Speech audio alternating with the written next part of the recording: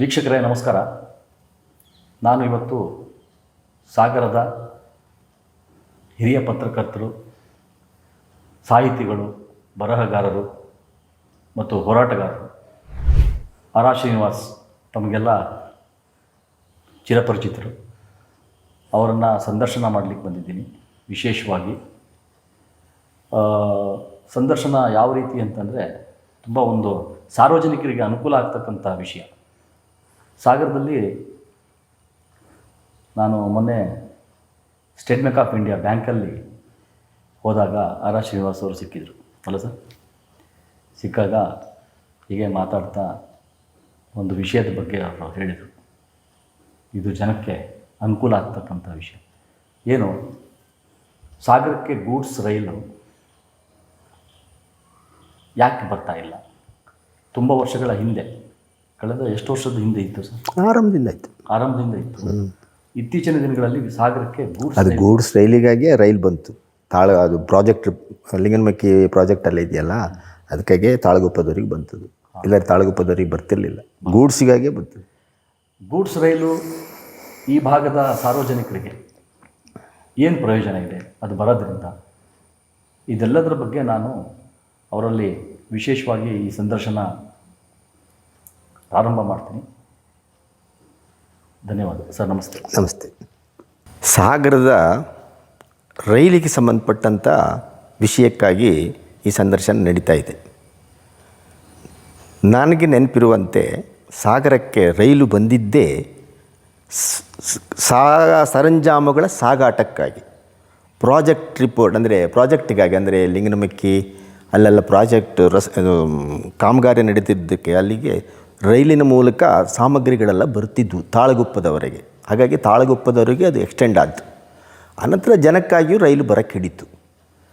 ಮಧ್ಯದಲ್ಲಿ ಕಾರಣಾಂತರದಿಂದ ಅದು railway metre ಗೇಜ್ಗಳು broad gauge ಆದಮೇಲೆ ಅದು ನಿಲುಗಡೆ ಆಯಿತು. ಹಾಗೆ ನಿಲುಗಡೆಯಾದ ಕೆಲವಾರು ವರ್ಷಗಳ ಕಾಲ ನಿಲುಗಡೆ ಆಗಿತ್ತು. ಆ ನಂತರ ಇದನ್ನು ಹೇಗಾದರೂ ಮಾಡಿ ಮತ್ತೆ ರೈಲು ಸಂಚಾರ ಸಾಗರಕ್ಕೆ ಆಗಬೇಕು ಅನ್ನೋದಕ್ಕಾಗಿ ಡಿಸೋಜಾ ಅವರ ನೇತೃತ್ವದಲ್ಲಿ ಒಳ್ಳೆಯ ರೀತಿಯ ಹೋರಾಟ ನಡೀತು. ಆದರೆ ಆಗ ನಡೆಯುವ ಹೊತ್ತಲ್ಲಿ ಅವರು ಒಂದು ಮರೆತಿದ್ರ ಏನೋ ಗೊತ್ತಿಲ್ಲ ನನಗೆ. ಅಂದರೆ ಜನರಿಗಾಗಿ ರೈಲು ಬೇಕು ಅನ್ನೋದು ಸರಿಯಾಯಿತು. ಆದರೆ ಜನರೊಂದಿಗೆ ಸಾಮಗ್ರಿಗಳು ಬರುವುದ ಒಂದು ವ್ಯವಸ್ಥೆ ಇತ್ತಲ್ಲ, ಅದು ಯಾಕೆ ಮರುಸ್ಥಾಪನೆ ಆಗಲಿಲ್ಲ, ಅದ್ರ ಬಗ್ಗೆ ಅವರು ಯಾಕೆ ಯೋಚನೆ ಮಾಡಲಿಲ್ಲ ಅಂತ ನನಗೊಂದು ಕುತೂಹಲದ ಸಂಗತಿ ಇರಲಿ. ಆದರೆ ಒಂದು ಕಾಲದಲ್ಲಿ ಇಲ್ಲಿಗೆ ಸಾಮಗ್ರಿಗಳು, ಹಾಗಂದರೆ ಕಬ್ಬಿಣ ಇರ್ಬೋದು, ಸಿಮೆಂಟ್ ಇರ್ಬೋದು, ಈ ಥರದ ಎಲ್ಲ ವಸ್ತುಗಳು ಅದು ಸಾರಿಗೆ ಅದರ ಗೂಡ್ಸ್ ರೈಲ್ ಮೂಲಕನೇ ಬರ್ತಾಯಿತ್ತು ನಮ್ಮಲ್ಲಿ. ಆದರೆ ಅದು ಇವನ್ ಜವಳಿ ಸಹಿತ ಬರ್ತಾಯಿತ್ತು, ಯಾವ್ಯಾವುದೋ ರೂಪದಲ್ಲಿ ಬರ್ತಾಯಿತ್ತು. ಇಲ್ಲಿಂದ ಅಡಿಕೆ ಹೋಗ್ತಾಯಿತ್ತು, ಬೇರೆ ಬೇರೆ ಕಡೆಗಳಿಗೆ ಅಡಿಕೆ ಸಾಮಗ್ರಿ ಹೋಗ್ತಾಯಿತ್ತು. ಹಾಗಾಗಿ ಅದು ತುಂಬ ಅಗತ್ಯ. ಒಂದು ಊರಿನ ಬೆಳವಣಿಗೆಯಲ್ಲಿ ಜನ ಹೇಗೆ ಸಂಚಾರ ಆಗಬೇಕು, ಹಾಗೆ ಅನುಕೂಲಕರ ಸಾರಿಗೆ ಸಂಪರ್ಕ ಕೂಡ ಅಷ್ಟೇ ಇಂಪಾರ್ಟೆಂಟು.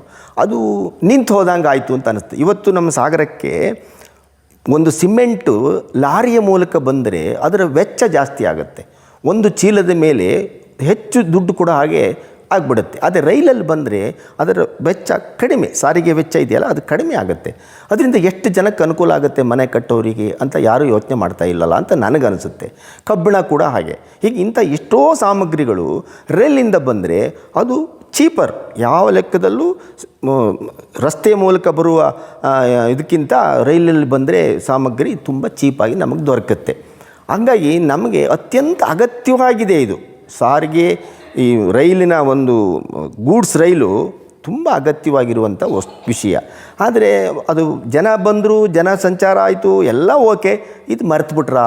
ಯಾರೂ ಅದನ್ನು ಯೋಚನೆ ಮಾಡ್ತಿಲ್ವಾ? ನನಗೆ ಗೊತ್ತಿಲ್ಲ ಯಾಕೆ ಹಂಗಾಯಿತು ಅಂತ ನನಗೆ ಅರ್ಥ ಆಗಲ್ಲ. ಒಂದೊಂದು ಸಲ ಬೇಜಾರಾಗುತ್ತೆ. ನಮ್ಗೆ ಇಷ್ಟು ಅನುಕೂಲ ಇದ್ದು ಅದು ಯಾಕೆ ರೈಲು ಸಂಚಾರ ಜನಕ್ಕಾಗಿ ಸ್ಥಾಪನೆ ಆಯಿತು, ಸಾಮಗ್ರಿಗಳಿಗಾಗಿ ಮರುಸ್ಥಾಪನೆ ಆಗಲಿಲ್ಲ. ಅದು ಅಗತ್ಯವಾಗಿದೆ ಅಂತ ನನಗೆ ಅನಿಸುತ್ತೆ. ಆ ದಿಕ್ಕಿನಲ್ಲಿ ಈಗ ಇನ್ನು ಮುಂದಾದರೂ ಅದರ ಪ್ರಯತ್ನ ಮಾಡಿದರೆ ತುಂಬ ಅನುಕೂಲ ಆಗುತ್ತೆ, ವ್ಯಾವಹಾರಿಕವಾಗಿ ಆರ್ಥಿಕವಾಗಿ ಕೂಡ ಅನುಕೂಲ ಆಗುತ್ತೆ ಅಂತ ನನಗನ್ಸುತ್ತೆ. ಲಿಂಗನಮಕ್ಕಿ ಪ್ರಾಜೆಕ್ಟಿಗಾಗಿಯೇ ಈ ರೈಲು ಮಾರ್ಗ ಹೆಚ್ಚು ಇದಾಗಿ ಬಂತು ಮತ್ತು ಅದು ತಾಳಗುಪ್ಪದವರೆಗೆ ಹೋದ ಕಾರಣ ಅದಕ್ಕೇನೆ. ಇಲ್ಲದ್ರೆ ಬಹುಶಃ ಅದು ಸಿಟಿ ಏನು ದೊಡ್ಡ ಸಿಟಿ ಅಲ್ಲ, ಈಗ ಸ್ವಲ್ಪನಾರು ದೊಡ್ಡಕ್ಕಿದೆ, ಮೊದಲಾದ ದೊಡ್ಡ ಸಿಟಿ ಅಲ್ಲ ಅದು, ಸಾಗರದಲ್ಲೇ ನಿಂತುಬಿಡ್ತಿತ್ತೋ ಏನೋ. ತಾಳಗುಪ್ಪಕ್ಕೆ ಹೋದ ಉದ್ದೇಶನೇ ಅದು ಅಲ್ಲಿಗೆ ಸಮೀಪ ಆಗುತ್ತೆ, ಲಿಂಗನಮಕ್ಕಿ ಇತ್ಯಾದಿ ಸ್ವಲ್ಪ ಸಾಮಗ್ರಿ ಒಯ್ಲಿಕ್ಕೆ ಮತ್ತು ಸುಲಭ ಆಗುತ್ತೆ ಅಂತ ಹೇಳಿಬಿಟ್ಟು ಅದು ಅಲ್ಲಿವರೆಗೆ ಹೋಗಿದೆ ಅದು. ಹಾಗಾಗಿ ಅದು ಭಾರಿ ಇಂಪಾರ್ಟೆಂಟ್ ಆದ ಒಂದು ಲೈನು. ನಾವು ಜನರ ಬಗ್ಗೆ ಮಾತ್ರ ಯೋಚನೆ ಮಾಡಿದ್ವಿ, ವಸ್ತುವಿನ ಬಗ್ಗೆ ಯೋಚನೆ ಮಾಡಲಿಲ್ಲ. ನಾವು ಬಳಸುವ ವಸ್ತು ನಮಗೆ ಚೀಪರಾಗಿ ಸಿಗುತ್ತೆ ಅದನ್ನು ಯೋಚನೆ ಮಾಡಿಲ್ಲ. ಹಾಗಾಗಿ ಒಂದು ಹಂತಲ್ಲಿ ಇದನ್ನು ಇನ್ನಷ್ಟು ಒಯ್ದು ಅದನ್ನು ಬರೋ ಹಾಗೆ ಮಾಡಬೇಕು, ಮಾಡಿದರೆ ತುಂಬ ಅನುಕೂಲ ಆಗುತ್ತೆ ಅಂತ ನನಗನ್ನಿಸುತ್ತೆ. ಗೂಡ್ಸ್ ರೈಲ್ ಶಿವಮೊಗ್ಗದಿಂದ ಬಂದರೆ ಈ ಹಿಂದೆ ಗೂಡ್ಸ್ ರೈಲ್ ಶಿವಮೊಗ್ಗ ಮಾತ್ರ ಅಲ್ಲ, ಅದು ಈಗ ಏನು ಮಾಡ್ತಾರೆ ಅಂದರೆ ಯಾವುದೋ ಒಂದು ಏರಿಯಾ ದೊಡ್ಡ ಏರಿಯಾದಲ್ಲಿ ಶುರುವಾಗುತ್ತೆ, ಯಾವುದೋ ಹೊರ ಸ್ಟೇಟಲ್ಲೂ ಆಗಿರ್ಬೋದು. ಅವ್ರು ಏನು ಮಾಡ್ತಾರೆ, ಬೋಗಿ ಮಾಡ್ತಾರೆ, ಬೋಗಿಲಿ ತುಂಬ ಕಳಿಸ್ತಾರೆ. ಅದು ತಡ ಆಗುತ್ತೆ, ಇದರಷ್ಟು ಬೇಗ ಬರಲ್ಲ. ಆದರೆ ಅದು ಲಿಂಕ್ ಆಗಿ ಇದ್ರ ಜೊತೆ ಬಂದುಬಿಡ್ತದೆ. ಎಲ್ಲೋ ಒಂದು ಕಡೆ ಗೊತ್ತಲ್ಲ ನಿಮಗೆ, ಅಲ್ಲಿ ಆ ಬೋಗಿ ಅಲ್ಲಿ ಬಂದು ಇಟ್ಕೊಳ್ಳುತ್ತೆ, ಅಲ್ಲಿಂದ ಇಲ್ಲಿ ಕನೆಕ್ಟಾಗಿ ಬಂದುಬಿಡುತ್ತೆ. ಈಗ ಇಲ್ಲದೆ ಉತ್ತರ ಪ್ರದೇಶಕ್ಕೆಲ್ಲ ಅಡಿಕೆ ಹೆಂಗೆ ಹೋಗ್ತಿತ್ತು ಅಲ್ವಾ? ಮತ್ತೆ ಗೂಡ್ಸ್ ಹಂಗೆ ಹೌದು. ಈಗ ಸಾಗರಕ್ಕೆ ಗೂಡ್ಸ್ ರೈಲು ಮುಂದೆ ಹಂತದಲ್ಲಿ ಬಂದಾಯಿತು ಅಂತಂದರೆ ಮುಂದೆ ಬರುವ ಸಂದರ್ಭದಲ್ಲಿ ಯಾವ್ಯಾವ ಪ್ರದೇಶಗಳಿಗೆ ಅನುಕೂಲ ಆಗ್ತದೆ? ಅಲ್ಲಿ ಈ ಇಡೀ ಪ್ರದೇಶ ಇವನ್ ಸೊರಬಾಗ್ ಸಹಿತ ಅನುಕೂಲ ಆಗುತ್ತೆ, ಹೊಸನಗರಕ್ಕೆ ಅನುಕೂಲ ಆಗುತ್ತೆ. ಅಂದರೆ ಏನಂದರೆ ಈ ಸಾಮಗ್ರಿಗಳು ಯಾವಾಗಲೂ ಲಾರಿಯಲ್ಲಿ ಬರುತ್ತೆ ಅಂತ ತಿಳ್ಕೊಳ್ಳಿ. ಪೆಟ್ರೋಲು ಡೀಸೆಲು ದುಡ್ಡು ಜಾಸ್ತಿ. ಅದೇ ರೈಲಲ್ಲಾದರೆ ಹೆಚ್ಚು ಪ್ರಮಾಣದ ವಸ್ತುಗಳು ಒಮ್ಮೆಗೆ ಬಂದುಬಿಡುತ್ತೆ, ಅದರ ವೆಚ್ಚ ಕಡಿಮೆ ಆಗಿಬಿಡುತ್ತೆ. ಒಂದು ಚೀಲದ ಮೇಲೆ ಎಷ್ಟೋ ಹಣ ಉಳಿತದೆ. ಎಷ್ಟು ಹಣ ಉಳಿದಿದ್ದೇ ತಾನೇ, ನಮಗೆ ಉಳಿದಿದ್ದಲ್ವಾ. ನಾನು ಮನೆ ಕಟ್ಟುವಾಗ 1,000 ಚೀಲ ಸಿಮೆಂಟ್ ಬಳಸೋ ಹೊತ್ತಲ್ಲಿ ಒಂದು 10 ರೂಪಾಯಿ ಒಂದು ಚೀಲದ ಮೇಲೆ ಉಳಿತು ಅಂದರೆ ಎಷ್ಟೋ ದುಡ್ಡು ಉಳ್ದಂಗೆ ಆಗುತ್ತೆ. ಹಾಗೆ ನಾನು ಹೇಳ್ತಾ ಇರೋದು, ಈ ಬರಕ್ಕೆ ಹಿಡಿದ್ರೆ ಎಲ್ಲವೂ ಬರುತ್ತೆ. ಈಗ ಟೈಲ್ಸ್ ಬರ್ಬೋದು, ಈಗೆಲ್ಲ ಹೊಸದಾಗಿ ಬಂದಿದ್ದಾವೆ, ಅವೆಲ್ಲ ಬರುತ್ತೆ. ಟೈಲ್ಸ್ ಇರ್ಬೋದು, ಆಮೇಲೆ ಗ್ರಾನೈಟ್ ಇರ್ಬೋದು. ಆ ವ್ಯವಸ್ಥೆ ಬಂದರೆ ಅದೆಲ್ಲ ಶುರುವಾಗ್ಬಿಡುತ್ತೆ, ಅವೆಲ್ಲ ಲಾರಿಯಲ್ಲಿ ಬರ್ತವೆ. ಅದನ್ನೇ ನನಗೂ ಗೊತ್ತಿಲ್ಲ. ಅವರು ರೈಲ್ ನಿಲ್ಲಿಸ್ಬಿಟ್ಟಿದ್ರು, ಜನ ಬರೋದಕ್ಕೂ ತೊಂದರೆ ಆಯಿತು. ನಮ್ಮ ಹೋರಾಟ ಮಾಡಿದ್ವಿ. ಅದು ಈ ಮಗ್ಲಲ್ಲಿ ನಾನು ಎಲ್ಲೂ ಕೇಳಿಲ್ಲ, ಈ ಮಗ್ಲಲ್ಲಿ ಅವರು ಪ್ರಸ್ತಾವನೆ ಇಟ್ಟಿಲ್ಲ. ಈಗಲೂ ಮಾಡ್ಬೋದು, ಖಂಡಿತವಾಗೂ ಅದು ಮಾಡೋ. ಯಾಕಂದರೆ ವಾರದಲ್ಲಿ 1 ದಿವಸ 2 ದಿವಸ ಬಂದರೂ ಸಾಕು, ಎಷ್ಟೋ ಬಂದಂಗೆ ಆಗ್ಬಿಡುತ್ತೆ. ಹೌದು. ಹಾಗಾದರೆ ಒಂದು ಪ್ರಯತ್ನ ಮಾಡ್ಬೋದು ಅಂತ ನನಗೆ ಅನಿಸುತ್ತೆ. ಅದರಿಂದ ತುಂಬ ಪ್ರಯೋಜನ ಇದೆ. ಹೌದೌದು. ಅಂದರೆ ಏನಾಗಿದೆ ಅಂದರೆ ನಮ್ಮ ರಾಜಕಾರಣಿಗಳಿಗೆ ಇಂಥದ್ದೆಲ್ಲ ಬೇಕಾಗಲ್ಲ, ಜನಪ್ರಿಯ ಮಾದರಿಗಳಲ್ಲ ಇವು, ಅಷ್ಟೇ ಸಮಸ್ಯೆ. ಜನಪ್ರಿಯ ಅಲ್ಲಲ್ಲ, ಒಂಥರ ಪ್ರಚಾರ ಸಿಗಬೇಕು, ಹಂಗಿರ್ಬೋದು, ಒಂಥರ ಥ್ರಿಲ್ ಬರಬೇಕು. ಆ ಥರದ್ದೆಲ್ಲ ಎಂತೂ ಇಲ್ಲಲ್ಲ. ಯಾವಂದ್ರೆ ಏನು ಬರ್ತಗಳ ಹಿಂಗೆ. ಆದರೆ ಹೋರಾಟಗಳ ಮೂಲಕ ಈಗ ಗೂಡ್ಸಲ್ಲಿ ತರ್ತಕ್ಕಂಥ ಪ್ರಯತ್ನ ಮಾಡಬೇಕು, ಸಂಘಟನೆಗಳು ಖಂಡಿತ ಮಾಡಬೇಕು. ಅದು ಯಾರು ಮರ್ಚೆಂಟ್ಸ್ ಅಸೋಸಿಯೇಷನ್ ಮಾಡ್ಬೋದು, ಯಾಕೆಂದರೆ ಅವ್ರದ್ದು ತಾನೇ ಇವೆಲ್ಲ ಯಾವುದೇ ಉಪಯೋಗಿಸೋ ಎಲ್ಲ ಆ ಥರದ್ದೆಲ್ಲ ವಸ್ತುಗಳನ್ನು ತರಿಸುವ ವ್ಯವಸ್ಥೆ ಇರೋರೆಲ್ಲ ಮಾಡ್ಬೋದು. ಸಂಘಟನೆ ಇದೆ ಅವ್ರದ್ದೆಲ್ಲ, ವರ್ತಕರ ಸಂಘ ಇದೆ, ಅವರೆಲ್ಲ ಮಾಡ್ಬೋದು. ಮೊದಲಿಲ್ಲೆಲ್ಲ ಗೋಡೌನ್ ಇತ್ತು ಅವ್ರದ್ದು, ಇಲ್ಲಿ ಡಂಪ್ ಆಗ್ತಿತ್ತು. ತಡವ ತಗೊಂಡೋದ್ರೆ ಅದು ದುಡ್ಡು ಕೊಡಬೇಕಾಗಿತ್ತು ಅದಕ್ಕೆ. ರೈಲ್ವೆ ಡಿಪಾರ್ಟ್ಮೆಂಟಲ್ಲಿ ಇತ್ತದು. ಕೆಲವೆಲ್ಲ ಹೊರಗೆ ಇಡ್ತಿದ್ರು, ಹೊರಗೆ ಇಡ್ಬೋದಾದ ವಸ್ತು ಇದ್ದು ಹೊರಗೆ ಇಡ್ತಿದ್ರು ಎಲ್ಲ ಮೊದಲು ಇತ್ತು, ಈಗ ಅದಿಲ್ಲ. ಈ ಒಂದು ಸಂದರ್ಶನದ ಮುಖಾಂತರ ಏನು ನೋಡ್ತಕ್ಕಂಥ ಏನು ರಾಜಕಾರಣಿಗಳು ಏನಿದ್ದಾರೆ, ಸಂಬಂಧಪಟ್ಟ ರಾಜಕಾರಣಿಗಳು ಮತ್ತು ಸಂಘ ಸಂಸ್ಥೆಗಳು ಮುಂದಾಗಲಿ 2025ರಿಂದನಾರು ಈ ಒಂದು ಹೋರಾಟ, ರೈಲು ಸಾಗರಕ್ಕೆ ಗೂಡ್ಸ್ ರೈಲು ಬರಲಿ ಅನ್ನೋ ಒಂದು ಹೋರಾಟ ಪ್ರಾರಂಭ ಆಗಲಿ ತಮ್ಮ ಮುಖೇನ ಅಂತ. ಖಂಡಿತವಾಗಿಯೂ ಅವರು ಆ ಪ್ರಯತ್ನ ಮಾಡಬೇಕು. ಅದನ್ನು ಮಾಡೋರು ಮಾಡ್ತಾರೆ. ನಾನೇ ಮಾಡ್ತೀನಿ ಅದನ್ನು ನಾನು ಹೇಳೋಕ್ಕಾಗಲ್ಲ, ನನಗೆ ಅಂಥ ಆಸಕ್ತಿನೂ ಇಲ್ಲ, ಯಾಕಂದರೆ ನನಗೆ ಮಾಡೋಕ್ಕಾಗಲ್ಲ. ಬಟ್ ನನ್ನ ಆದ್ಯತೆಗಳೆಲ್ಲ ಬೇರೆ ಇದ್ದಾವೆ. ನಾನು ಆ ಫೀಲ್ಡಲ್ಲಿ ಹೋದರೆ ನಂದು ಇನ್ನೇನೋ ತೊಂದರೆ ಬಂದುಬಿಡುತ್ತೆ. ನಾನು ಖಂಡಿತವಾಗೂ ಸಪೋರ್ಟ್ ಮಾಡ್ತೀನಿ. ನನ್ನ ಅನುಭವದ್ದು, ನನ್ನ ತಿಳುವಳಿಕೆಯ ಮಾಹಿತಿಯನ್ನು ನಾನು ಖಂಡಿತವಾಗೂ ಯಾವುದಕ್ಕಾದ್ರೂ ಕೊಡ್ತೀನಿ, ಇದು ಅಂತಲ್ಲ, ಯಾವುದಕ್ಕಾದರೂ ಕೊಡ್ತೀನಿ ನಾನು. ಹಾಗಾಗಿ ಆ ಥರದ್ದೊಂದು ಮಾಡಲಿ ಅಂತ ನನಗೆ ಆಸೆ ಇದೆ. ಯಾರೋ ಯುವಕ ಸಂಘಗಳಿರ್ಬೋದು, ಯಾರು ಅದು ಏನು ಗೊತ್ತಾ, ಮಾಡೋಕ್ಕಾಗಲ್ಲ ಅಂತ ತಿಳ್ಕೊಬಾರ್ದು, ಪ್ರಯತ್ನ ಮಾಡಬೇಕು. ಅದೇನು ಹೇಳ್ತಾರಲ್ಲ, ಮಾವಿನ ಮರ ಹಣ್ಣು ಕಾರ್ತಾ ಇರ್ತದೆ, ಒಂದು ಕಲ್ಲು ಹೊಡೆದು ಎಷ್ಟೋ ಒಂದು ಹೊಡೀರಿ, ಒಂದು 10 ಕಲ್ಲು ಹೊಡೀರಿ, ಯಾವುದಾದ್ರು ಒಂದು ಕಲ್ಲು ಬಿದ್ದು ಒಂದು ಮಾವಿನಕಾಯಿ ಸಿಗ್ಬೋದಾ ನಮಗೆ? ಹಾಗೆ ಅಂಥ ಪ್ರಯತ್ನಗಳನ್ನು ಮಾಡಬೇಕು.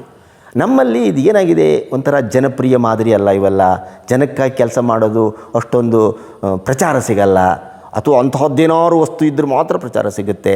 ಇದೆಲ್ಲ ಈಗ ಈ ರೈಲ್ ಬಂದಿದ್ದಕ್ಕಲ್ಲಿ ಎಷ್ಟು ಪ್ರಚಾರ ಸಿಕ್ತು? ಒಂಥರ ಈ ಏನು ಹೇಳ್ತೀರಿ, ಸೆಲೆಬ್ರಿಟಿ ವರ್ಕ್ ಆಗಲ್ಲ ಇದು. ಅರ್ಥ ಆಯ್ತಲ್ಲ ನಿಮಗೆ? ಈ ಸೆಲೆಬ್ರಿಟಿ ವರ್ಕ್ ಆಗಲ್ಲ, ಏನೋ ಒಂದು ಮಾಡ್ತಾರೆ, ಹಿಂಗೆ ಇಷ್ಟ ಆಗಿಬಿಡುತ್ತೆ. ಹಾಗಾಗಿ ಅವಾಗೇನೋ ಪಾಪ ಡಿಸೋಜ ಅವರಿಗೆ ಅದೆಲ್ಲ ಇರಲಿಲ್ಲ, ಹಿಂಗಾರು ಮಾಡಬೇಕು ಅಂತ ಇಲ್ಲಿ ವರ್ತಕರು ಅವರು ಇವರೆಲ್ಲ ಸೇರಿಕೊಂಡು ಎಲ್ಲ ಮಾಡಿದರು. ನಿಜವಾಗೂ ಒಳ್ಳೆ ಕೆಲಸ ಮಾಡಿದರು, ಮಾಡಬೇಕಾಗಿತ್ತು.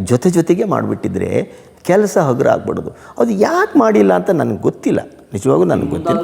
ಮುಂದಾದರೂ ಆ ಥರದ್ದು ಅಸೋಸಿಯೇಷನಲ್ಲಿ ಇರ್ತಾವಲ್ಲ, ಮಾಡಬೇಕು. ನಮ್ಮ ಶಾಸಕರು ಅವರೆಲ್ಲ ಮಾಡ್ಬೋದು, ಈ ಪಾರ್ಲಿಮೆಂಟ್ ಮೆಂಬರ್ ಇರ್ತಾರೆ, ಅವರೆಲ್ಲ ಮಾಡ್ಬೋದು. ಇವೆಲ್ಲ ಏನಂದರೆ ಜನಕ್ಕೆ ಒಳ್ಳೆಯದಾಗಲಿ ಅಂತ ಮಾಡಬೇಕು ಅವರು.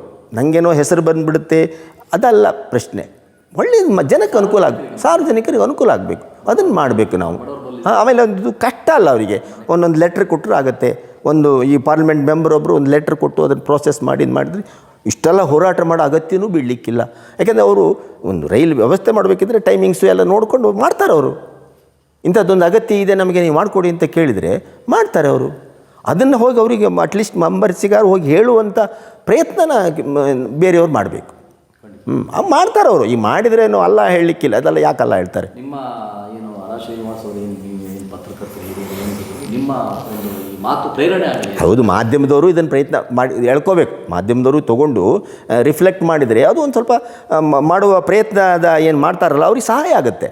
ಅವರು ಸುಮ್ಮನೆ ಕೂತ್ಕೋಬಾರ್ದು, ಅವರು ಒಂದು ಪ್ರಯತ್ನ ಮಾಡಿದರೆ ಇದು ಹೀಗಾಗಿದೆ, ನಮ್ಮೂರು ನಿಂತ ಅಗತ್ಯ ಇದೆ. ಯಾಕೆಂದರೆ ಅವಾಗೆಲ್ಲ ಮಾಡಿದ್ರಲ್ಲ ರೈಲ್ವೆ ಇದಕ್ಕಾಗಿ, ಹಾಗೆ ಮಾಡಬೇಕು. ಹಂಗೆ ಮಾಡಿದರೆ ಸ್ವಲ್ಪ ಒಂದಷ್ಟು ಸಹಾಯ ಆಗಿ ಕೆಲಸ ಬೇಗ ಆಗ್ಬೋದು.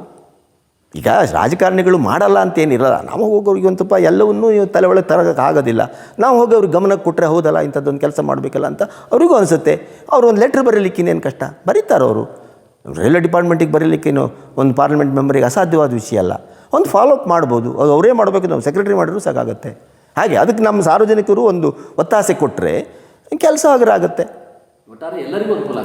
ನಾನು ಹೇಳಿದು ಉಪಯೋಗ ಆಗುವಂಥ ಕೆಲಸ ಮಾಡಲಿ ಅಂತ ಅಷ್ಟೇ. ಅದಕ್ಕೆ ಬೇಕಾದ ಎಲ್ಲ ಸಾಮಗ್ರಿಗಳನ್ನು ಸಲಕರಣೆಗಳನ್ನು ಉಪಯೋಗಿಸ್ಕೊಳ್ಳಿ. ಜನ ಅದು ಇದು ಎಲ್ಲ ಇರ್ತಾರಲ್ಲ, ಉಪಯೋಗಿಸ್ಕೊಳ್ಳಿ. ಮಾಡಿದರೆ ಮನಸ್ಸು ಮಾಡಿದ್ರೆ ಆಗುತ್ತೆ. ಶಶಿಧ್ವನಿ ಸುದ್ದಿವಾಹಿನಿ ನನ್ನ ಸಂದರ್ಶನ ಮಾಡಿತು, ಸಂತೋಷ ಇದೆ ನನಗೆ. ನಾನು ಹೇಳಬೇಕಾದ ಒಂದು ಸಾರ್ವಜನಿಕ ಹಿತದ ವಿಷಯಗಳನ್ನು ಅವರು ಗ್ರಹಿಸಿದ್ದಾರೆ. ಈ ಥರದ್ದೇ ಒಂದು ಪ್ರಯತ್ನನ ಅವರು ಮುಂದುವರಿಸ್ಕೊಂಡು ಹೋಗಲಿ. ನಾವು ನಮ್ಮ ಜರ್ನಲಿಸಮ್ಮು ಯಾವುದೇ ಏನೇ ಆದರೂ ಜನಕ್ಕಾಗಿ ಮಾಡಬೇಕು, ಅದು ಭಾರಿ ಮುಖ್ಯ. ಅಂದರೆ ಅದು ಜನರ ತೊಂದರೆ ಎಲ್ಲಿದೆ, ಜನರ ಹತ್ತಿರಕ್ಕೆ ಹೋಗಿ ಮಾಡಬೇಕು. ಅದನ್ನೆಲ್ಲ ರಾಜಕಾರಣಿಗಳು ಮಾಡ್ದಂಗೆ ಮಾಡೋಕ್ಕಾಗೋದಿಲ್ಲ. ನಾವು ನಮ್ಮದೇ ಆದ ರೀತಿಯಲ್ಲಿ ನಾವು ಮಾಡ್ಕೊಂಡು ಹೋಗಬೇಕು. ಒಂದು ದಿನ ಅಶೋಕ್ ರಸ್ತೆ ಸಾಗರ ಸಿಕ್ಕಿ ಈ ವಿಷಯ ನಮಗೆ ತಿಳಿಸಿದಾಗ ನಿಮ್ಮನ್ನು ಹುಡ್ಕೊಂಡು ಬಂದಿದ್ದೀವಿ. ನಾವು ಯಾವಾಗಲೂ ಹಾಗೆ ಹಿಂಗೆ ಏನೋ ಒಂದು ನೆನಪಾಗತ್ತೆ, ಎಲ್ಲೋ ಏನೋ ಆಗುತ್ತೆ, ಏನೋ ಹೇಳ್ತಾ ಇರ್ತೀವಿ. ಆಯಿತು, ನೀವು ಅದು ಬಂದಿದ್ದೀರಲ್ಲ, ತುಂಬ ಸಂತೋಷ. ಅದರಿಂದ ಒಳ್ಳೇದಾಗ್ಬಿಟ್ರೆ ನಂಗೆ ತುಂಬ ಸಂತೋಷ. ಅಷ್ಟೇ. ನನ್ನ ಬರಹ ನಾನು ಪತ್ರಕರ್ತನಾಗಿ ಮಾಡಿದ್ದು ಅದೇ, ಸಾಹಿತಿಯಾಗಿಯೂ ಮಾಡಿದ್ದು ಅದೇ, ಈ ಥರದ ಹೋರಾಟಗಳನ್ನು ಮಾಡಿದ್ದು ಅದೇನೇ. ನಾನು ನನ್ನ ಪ್ರತ್ಯೇಕ ಏನು ನನ್ನ ಸ್ವಂತಕ್ಕೆ ಅಂಥದ್ದು ಹೋರಾಟ ಮಾಡಿಲ್ಲ ನಾನು.